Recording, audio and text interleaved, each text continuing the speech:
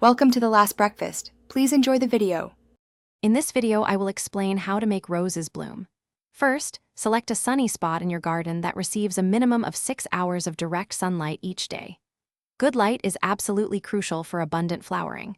Next, prepare your soil.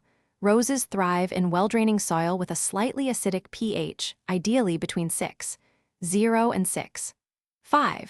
Finally, establish a consistent watering schedule, aiming for deep watering 2 to 3 times weekly, particularly when it's dry. Nurturing healthy roses is key to continuous blooms. Start by feeding your roses regularly with a balanced rose fertilizer, applying it every 4 to 6 weeks during the growing season. This provides essential nutrients for strong growth and vibrant flowers. Also, apply a 2 to 3 inch layer of organic mulch around the base of your plants. This helps retain soil moisture, suppress weeds, and regulate soil temperature. Remember to protect your roses from harsh weather conditions. Pruning is vital for encouraging prolific blooms and maintaining plant health.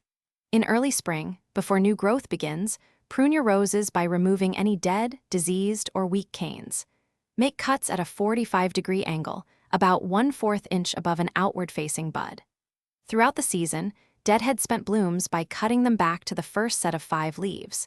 This signals the plant to produce more flowers, ensuring a continuous display.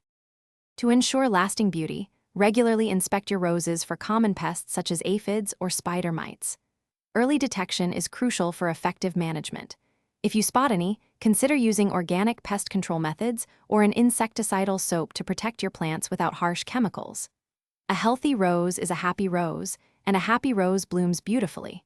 Also, for a fresh car scent, check the description for a link to Little Tree's black ice and other great deals.